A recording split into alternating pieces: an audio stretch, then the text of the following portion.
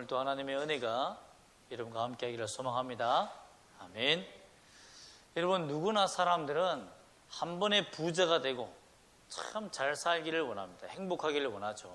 그리고 어떤 일이 생겨서 참 짧은 순간에 대박을 터뜨리기를 원하는 것이 우리 인생입니다. 그래서 사람들이 자기 전 재산, 자기의 모든 인생을 걸어서 노력을 통해서 그 뜻을 이루려고 하죠. 여러분, 그런데 우리 인간이 생각하고 계획하는 그 모든 도박에는 항상 실패라는 위험이 도사리고 있습니다. 그렇지 않습니까? 모든 걸 투자했는데 잃을 수 있잖아요. 그렇죠? 왜냐하면 인생은 불완전하기 때문입니다. 또한 그것을 도전하는 사람에게 다 줄 수가 없어요. 도전하는 사람이 너무나 많기 때문에. 로또도 여러분, 그 1등 당첨하기가 얼마나 힘듭니까? 실패할 가능성이 많아요. 전 재산을 다 투자해서 로또를 산 사람도 그 1등에 당첨되지 못하고 다 날릴 수가 있는 거죠. 그런데 일생일대에 여러분의 생명과 시간과 물질을 다 들여서 얻을 수 있는 인생 대박을 이룰 수 있는 한 가지 비법이 있습니다. 길이 있습니다. 그게 뭡니까? 예수께 올인하는 것입니다. 예수님을 만나는 것입니다. 한순간에 예수님을 만남으로 말미암아 인생이 변한 사람들이 오늘 성경에 나옵니다. 그 사람을 소개하고자 합니다. 그 사람은 한편 강도입니다. 강도가 사형을 받았다라고 얘기하고 있습니다. 32절에 보면 또 다른 두 행악자도 사형을 받게 되어라고 됐습니다. 여러분, 흉악범인 거죠. 일반 좀도둑이 아니에요. 일반 좀도둑은 사형까지 당하지 않습니다. 사형은 이스라엘 민족이 내릴 수 있는 구형이 아니에요. 로마의 식민지를 썼기 때문에 사형 제도는 로마에게만 포함되는 겁니다. 즉, 이 강도는 보통 흉악한 강도가 아니라는 거죠. 예를 들면 훔치러 집에 들어가서 사람을 죽이거나 부녀자나 아이들을 죽이고 또는 성적으로 폭행을 가하고 여러 가지 극악무도한 자였다는 거죠. 그리고 두 사람이라는 것은 사실 다른 무리들도 있다는 것을 의미합니다. 다른 두 행악자가 했지만 이런 것을 모았을 때는 집단적으로 하나의 로마의 사회를 어지럽힐 수 있는 위기를 줄 만한 존재였기 때문에 두 사람이 잡혔을 때에 사형이 언도된 것입니다. 이러한 사람이 용서받는다. 이것은 그 피해자들, 그 강도에게 피해를 받은 사람들에게는 어마어마한 충격적인 일인 거죠. 당연히 강도와 폭력과 살인한 사람들은 죽어야 마땅하지 않겠습니까? 그런 사람들이 한 번에 용서받는다. 이것은 정말 있을 수 없는 일 아닙니까? 그런데 어떻게 예수님이 이러한 은혜를 베풀어 주셨냐는 겁니다. 강도에게 어떻게 사형을 내리지 아니하시고 구원, 낙원, 천국을 허락하셨다는 겁니다. 지옥에 가도 부족한 인생 아닙니까? 또한 이 사람이 범한 것은 한순간의 범죄가 아닙니다. 꾸준히 지어온 거예요. 그렇기 때문에 그 과거에서부터 지금 십자가에 못 박히는 그 죄까지 어떻게 다 도말하고 없는 것처럼 만드냐는 겁니다. 이것은 세상의 법정과 세상의 공의의 방식으로서는 절대 이치에 맞지 않은 용서입니다. 그렇지 않습니까? 억울하잖아요. 이 사람에게 피해를 당한 사람. 얼마나 억울합니까? 옛날에 미량이라는 영화도 있었지만 그 사형수에게 가서 자기가 당한 그 고통에 대해서 이제 네가 사형당하니까 고소하다는 식으로 놀리려고 했는데 나는 예수 앞에서 자유함을 얻었다. 예수가 나를 용서했다니까 그 어떻게 하나님이 이 사람의 죄를 용서할 수 있지? 어떻게 나의 아픔을 이해할 수 없고 저 사람이 기쁘면 눈물, 감격의 기쁨으로 죽을 수 있지? 그래서 분노해서 정말 하나님을 모욕하는 그런 영화를 제가 본 적이 있는데 그건 미량이라는 영화입니다. 여러분, 그처럼 세상 사람들은요 하나님의 공의에 대해서 하나님의 은혜에 대해서 반발심을 가지고 있습니다. 어떻게 저렇게 용서할 수 있느냐 이런 겁니다. 교회 안에 득실 그리는 죄인들을 어떻게 한 번에 용서했다고 말할 수 있느냐라는 거죠. 마태복음 27장에 볼까요? 이 사람의 흉악이 얼마나 큰지 한번 볼까요? 마태복음 27장 39절에서 44절. 마태복음 27장 39절에서 44절을 제가 봉독해 드리겠습니다. 신약성경 50쪽이에요. 27장 39절에서 44절. 지나가는 자들은 자기 머리를 흔들며 예수를 모욕하여 이르되 성전을 헐고 사흘에 짓는 자여, 내가 만일 하나님의 아들이거든 자기를 구원하고 십자가에서 내려오라 하며, 그와 같이 대제사장들도 서기관들도 장로들과 함께 희롱하여 이르되, 그가 남은 구원하였을 때 자기는 구원할 수 없도다. 그가 이스라엘의 왕이로다. 지금 십자가에 내려올지어다. 그리하면 우리가 믿겠노라. 그가 하나님을 신뢰하니 하나님이 원하시면 이제 그를 구원하실지라. 그의 말이 나는 하나님의 아들이라 하였도다 하며, 함께 십자가에 못 박힌 강도들도 이와 같이 뭐하더라? 욕하더라. 여러분, 십자가에 달려 못 박히신 하나님을 정면으로 저주하고 욕했던 자가 두 행악자입니다. 그러므로 이들을 용서한다는 것은 하나님의 공의에 어긋난다라고 볼 수 있는 것입니다.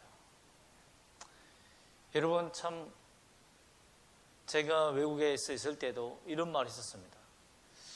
내가 교회를 선택하는 기준이 뭔지 아십니까, 목사님? 뭡니까? 라고 하니까 저를 아는 사람이 없는 것입니다.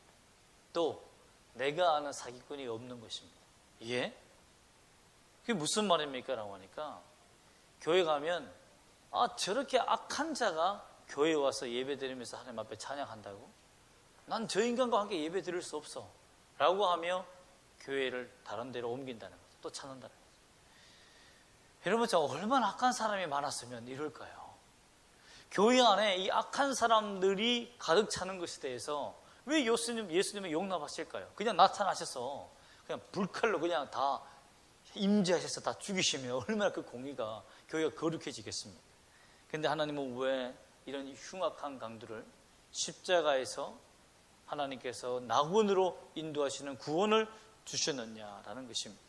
왜? 어떻게 이런 일이 일어났느냐는 겁니다. 여러분, 하나님의 공의와 인간의 공의가 다릅니다. 인간은 보복하고 철저히 복수하고 내 원한을 갚는 것이지만요, 하나님의 공의는 무엇입니까? 자기 아들 예수에게 그 모든 저주와 분노를 다 소돔으로 말미암아 대신 공의를 갚으시는 은혜로 끝났다는 것입니다. 그러므로 어찌 보면 일반 세상 공의와 똑같은 것은 누가 내 대신해서 나의 모든 죄를 다 짊어지셨다는 거죠. 여러분, 우리가 잘나서 교회 안에 있는 거 아닙니다. 잘나서 하나님께 예배할 수 있는 게 아니에요. 하나님의 은혜가 임하게 되었다는 것입니다. 그런데 보십시오. 이 한편 강도가 아무 짓도 안 하고 정말 회개도 안 하고 용서받았습니까? 아닙니다. 이 사람을 보십시오. 하나님께서, 예수님께서 그에게 예수님이 누구인지를 먼저 보이시는 은혜를 베푸십니다. 우리 누가복음 본문 23장 34절 말씀을 한번 볼까요? 한번 읽어보겠습니다. 시작. 이에 예수께서 이르시되 아버지, 저들을 사하여 주옵소서. 자기들이 하는 것을 알지 못함이니이다 하시더라. 그들이 그의 옷을 나눠 제비 뽑을세. 사람들이 예수님을 십자가에 못 박을 때에 가시 면류관, 그 가시가 우리 손가락보다 더 굵거든요. 그 가시를 면류관을 만들어서 그걸 머리에 눌러 씌운 거죠. 그러면 가시의 독이 얼마나 독합니까, 여러분? 정말 열이 펄펄 끓고 정신을 못 차릴 정도로 아프잖아요. 바늘로 머리를 찌른 듯한 고통을 당하는 겁니다. 그런 고통, 그리고 침뱉음, 주먹으로 침, 등을 매로 때림, 그리고 자주색 옷을 입혀서 네가 왕이다라며 조롱하는 이 조롱하는 일에 있어서 예수님께서 대하신 태도가 뭡니까? 아버지, 저들의 죄를 사하여 달라는 겁니다. 이런 조롱에 가담한 사람이 누굽니까? 십자가에 함께 못 박힌 두 행악자예요. 두 강도도 같이 사형을 받지만 같이 조롱했습니다. 그런데 예수님께서는 그들의 죄들까지, 두 행악자의 죄들까지도 용서하시는 모습을 보여줬다는 거예요. 그걸 누가 들었습니까? 한편 강도가 들은 거예요. 아니, 저 사람 뭐야? 라고 되는 거죠. 뭐지? 저 사람 도대체 누구지? 충격을 먹은 겁니다.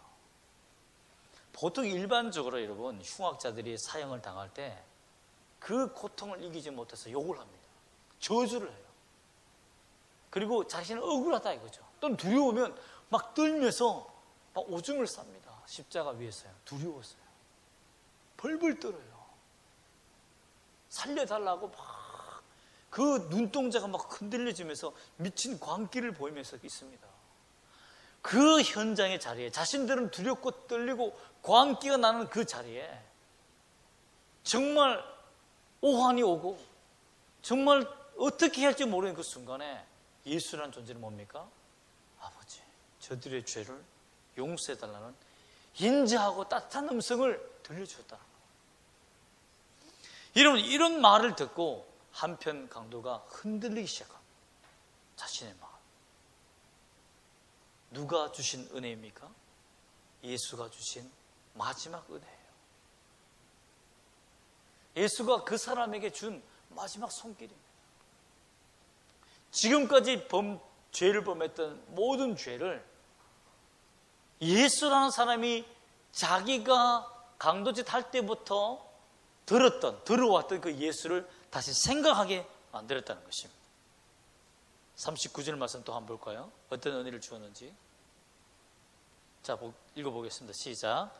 달린 행악자 중 하나는 비방하여 이르되 내가 그리스도가 아니냐? 너와 우리를 구원하라 하되. 계속해서 읽어보겠습니다. 40절 시작. 하나는 그 사람을 꾸짖어 이르되 내가 동일한 정죄를 받고서도 하나님을 두려워하지 아니하느냐? 여러분, 예수님에 대해서, 그 용서하시는 예수님에 대해서 깊이 생각하다 보니까 어떤 예수님이 들어왔냐면, 아하, 이 사람이 진실한 사람이구나. 이런 공포와 두려움과 어려움 속에서도 다른 사람을 용서하다니, 억울한 감정이 들었으면 보복하고 충분히 할 수 있을 텐데, 하늘의 아버지께 용서를 구하는 그 사람, 신이구나. 진짜 메시아였구나. 그리고 자기가 그동안 쉽게 말하면 라피 주일학교에서 배웠던, 유대 어린학교 주일학교 배웠던 그 메시아의 모습에 대해서 생각하게 된 거죠.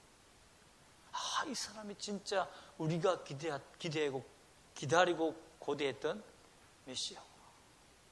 그렇게 찾게 된 거예요. 어디에서? 죽음의 십자가의 순간에서, 정말 고통의 순간에서 알게 된 겁니다. 그래서 그 믿음을 어떻게 합니까? 표현합니다. 같이 정죄했던 그 사람이 다시 정죄하며 예수님을 희롱하니까 어떻게 합니까? 하지 말아라며 꾸짖어요. 왜? 자신이 누구인지를 그제서야 깨달았기 때문입니다. 보십시오. 어떤 말을 40절에 하냐면 40절과 41절 말씀 보면 내가 동일한 정죄를 받고서도 하나님을 두려워하지 아니하느냐. 하나님을 발견합니다. 여러분, 여기서 예수님의 모습을 통해서 자신의 죄가 하나님 앞에서 얼마나 큰 죄를 득죄했는지를 그제서야 깨달아요. 여러분, 용서 비는 사람 없습니다. 십자가형 당할 때 억울하다, 나는 억울하다라고 말하지, 두려워 떨지, 하나님께 득죄했다라고 말하지 않습니다. 로마 병성들에게 내가 용서했습니다, 내가 잘못했습니다, 용서해 주세요 이렇게 말하지, 내가 하나님께 득죄했습니다라고 말하지 않아요. 그런데 이 한편 강도는 하나님께 득죄했다고 고백하는 회개의 기회를 얻게 됩니다. 그리고 어떻게 고백합니까? 41절 읽어볼까요? 시작. 우리가 행한 일에 상당한 보응을 받는 것이니 이에 뭐하다고요? 당연하거니와 이 사람이 행한 것은 옳지 않은 것이 없느니라 하고. 여러분, 엄청난 믿음 아닙니까? 엄청난 회개 아니에요. 내가 여기서 십자가의 고통을 당하면서 비참하게 죽는 것은 내가 지은 죄값의 당연한 결과다. 그런데 이 사람은 죄가 없다 라고 선포한 거예요.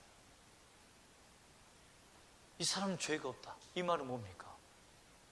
이 사람은 메시아, 진짜 하나님의 아들이고 우리의 구원자라는 것을 입술로 고백했다는 것입니다. 여러분, 예수의 영이 임하면, 즉 은혜가 우리에게 임하시면 우리가 하나님 앞에서 엄청난 죄인임을 깨닫게 되고 예수님이 나를 구원하시는 구원자라는 것을 깨닫게 되며 그분을 필요하게 됩니다. 예수님 필요합니다.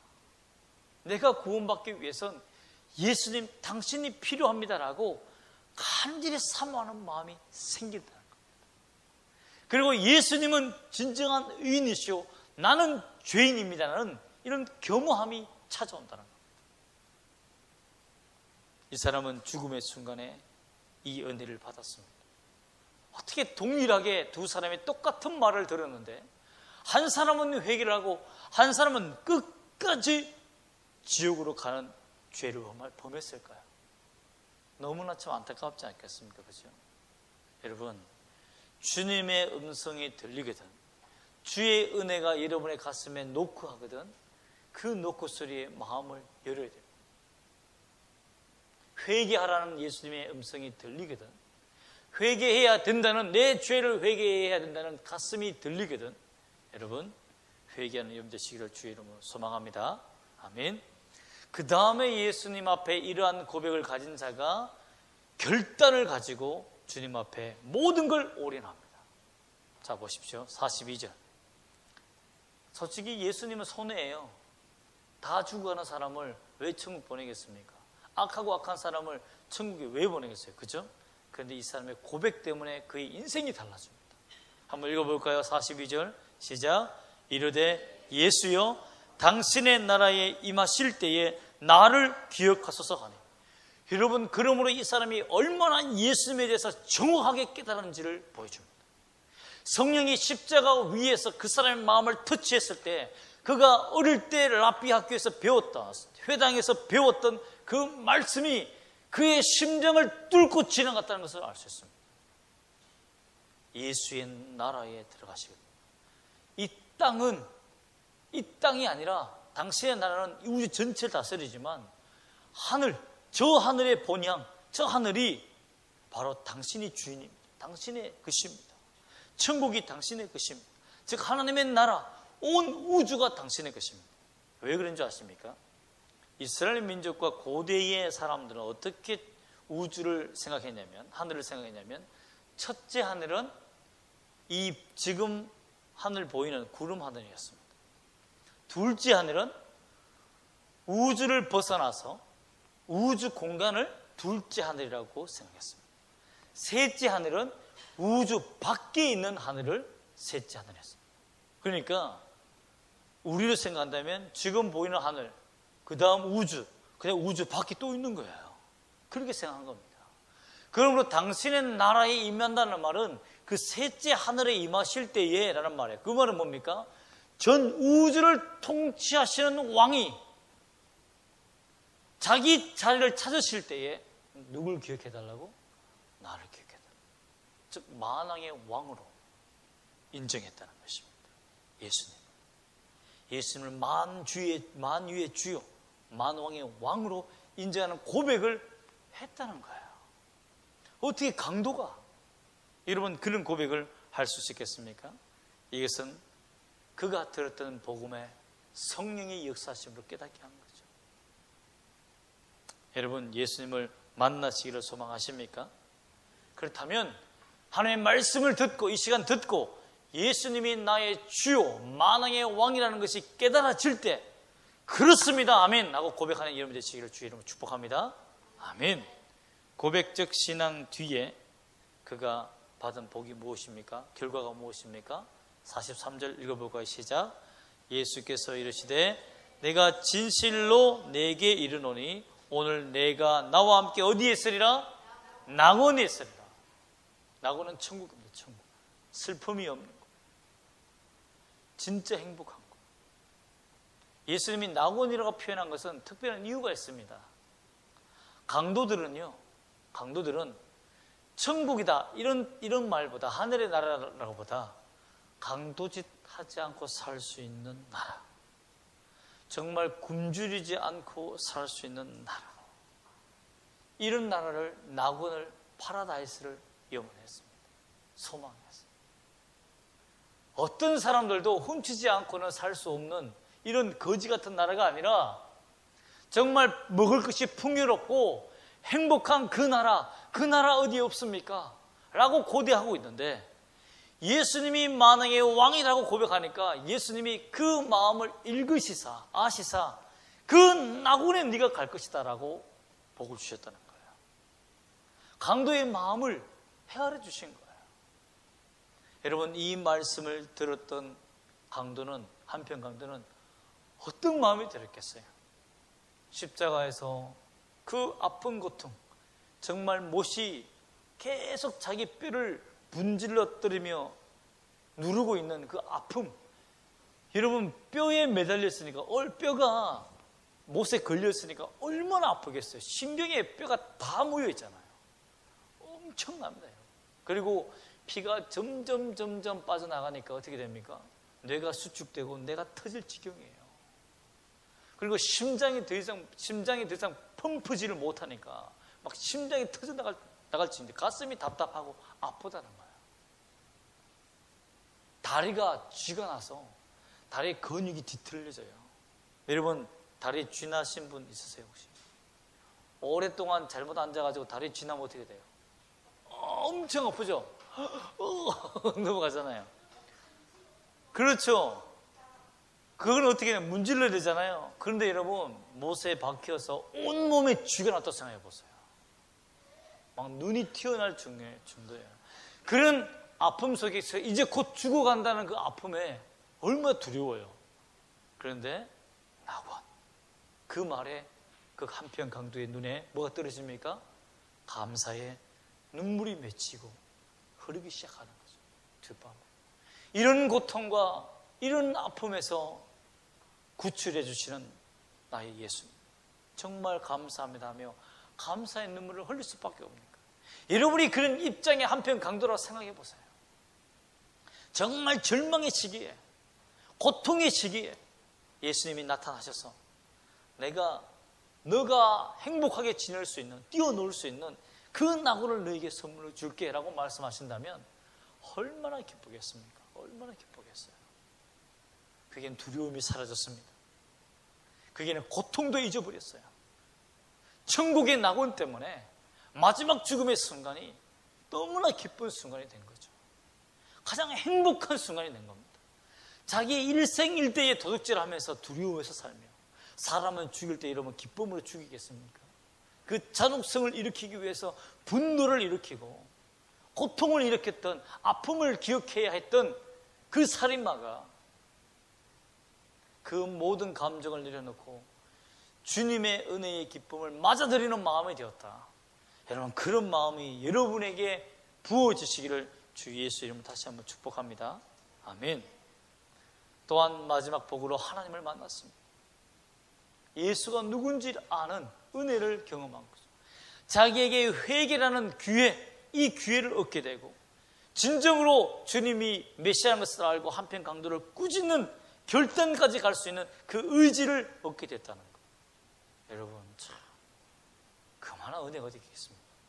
영혼이 구원받는, 예수님이 숨을 몰아쉬시면서 운명하시고 자신들도 따라 죽었을 때에 예수님이 그 한편 강도를 기다리시면서 낙원으로 인도하는 그 모습을 여러분 상상해 보십시오. 그리고 다른 한편 강도는, 욕했던 한편 강도는 악마가 와서 그의 영혼을 사로잡아가는 그 장면을 이 한편 강도가 공중에서 정말 영혼이 빠져나와서 그 육체 나와서 그걸 보았을 때 여러분 얼마나 그 마음에 기쁨이 넘치겠습니까? 한순간이었구나. 마지막이 찰나였구나. 이 순간에 내가 예수를 선택하니 내가 이런 은혜를 받는구나. 여러분, 그 영혼이 찬양하며 주님께로 올라가는 그 모습을 보십시오. 여러분, 이 땅에 살면서 여러분 아둥바둥하며 근심하며 염려하며 절망하며 욕하며 분노하며 살 필요가 전혀 없습니다. 아까운 시간에 여러분의 영혼이 주님 앞으로 불려서 올라갈 때 예수님이 여러분의 손을 잡아주시고 마중해 나올 때 천군천사가 여러분의 영혼을 위로할 때 여러분이 이 땅의 고통과 아픔을 기억할 것 같습니까?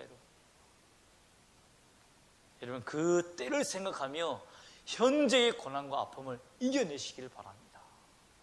막 숨이 턱턱 막히고 막 여기 아프 이만큼 나. 내가 이 짓을 왜 하냐며 고통스러운 이 세상을 살아가는 여러분, 예수님이 바로 구원의 문을 열고 바로 여러분 앞에 기다리고 있다는 것을 믿으시기를 소망합니다. 아멘. 이 구원이 은혜로 이루어졌다는 것을 아십니까? 예수님이 아무것도 할 수 없어요. 그러나 예수님이 못 박힌 채로 십자가 채로 한평 강도에게 찾아오신 겁니다. 정말 그에게는 운이에요. 세상 말로 말하면 그에게는 운입니다. 행운이죠. 예수 옆에 못 박힌 것이 그에게는 행운입니다. 그 행운을 얻지 못하고 잃어버린 다른 한편 강도가 되지 마시고 오직 예수를 발견하는 여러분 되시기를 소망합니다. 여러분, 금이 중에 맹독 금이 중에 에어리 연망금이라는 것이 있습니다. 에어리 연망금이는 자기가 새끼를 낳으면요 고치를 만드는데 새끼를 낳기 전에 고치를 크게 만들어요. 크게 만들고 나갈 수 없도록 만든 다음에 자기 몸을 거미줄로 묶습니다. 다리를 전체를 다 묶어요. 그리고는 새끼를 낳습니다. 그러면 그 안에서 새끼들이 어떻게 됩니까? 자라죠. 먹을 것이 있습니까? 없습니까? 없죠. 그러면 그 안에서 어떻게 합니까? 어미를 뜯어먹습니다. 어미를 뜯어먹도록 그 어미가 고치에 자기 몸을 묶고 있습니다. 그래서 그 어미를 먹고 힘을 얻어서 그 고치를 뚫고 나오는 것이 에어리 연망금입니다. 제가 왜 이런 비유를 드냐면요, 예수님의 몸을 먹고 예수님의 살과 피를 먹고 구원받은 자들이 누굽니까? 여러분이라는 거예요. 저와 여러분이라는 거예요. 예수님이 십자가에 못 박히며 자기 몸을 묶고 내려오지 않도록 꽁꽁 묶어버리고 자기 온 몸과 살을 찢어서 피를 흘리신 이유는 우리가 그 살과 피를 먹고 구원을 얻기 위해서 예수님이 그렇게 처절하게 돌아가셨다는 거죠. 그러나 원망하지 않았다. 그 거미처럼 그 어린 거미 새끼들이 엄마를 뜯어먹을 때 엄마인 줄 알겠습니까? 몰라요. 우리는 그렇게 예수님을 죽였습니다. 예수가 나의 구원자인지 모르고 예수가 만왕의 왕인지 모르고 다른 유대는 팔고 사람들은 십자가에 못 박고 우리는 죄를 지으면서 살았다는 거죠. 여러분, 그러므로 우리가 예수님의 몸과 예수님의 피를 먹고 구원받았다는 이 놀라운 믿음으로 은혜를 받았다는 이 사실에 여러분이 감동하고 감격하고 그 사랑을 받아 구원받은 자라면 우리가 죄를 지어서는 안 되겠죠. 그렇죠? 예수님 떠나서는 안 되겠죠. 예수님이 이러한 은혜, 이러한 사랑을 세상에 전파하며 베풀며 사는 우리가 되어야 되지 않겠습니까? 내가 예수의 살을 먹고 피를 먹고 구원받았다면, 천국에 들어갔다면 다른 이들이 나의 살과 피를 먹고 예수를 만날 수 있도록 인도하는 그 은혜까지 내 목숨을 다하여 복음을 전하는 일에 우리가 최선을 다해야 되지 않겠습니까? 여러분, 우리 주위에 예수를 알지 못하고 다른 한편 강도처럼 욕하고 지옥 가는 그 인생을 불쌍히 여기는 그런 긍휼의 마음을 갖기를 소망합니다. 아버지여, 저들의 죄를 사하여 주옵소서라는 예수님의 목소리를 여러분의 갖기를 소망합니다. 기도하겠습니다.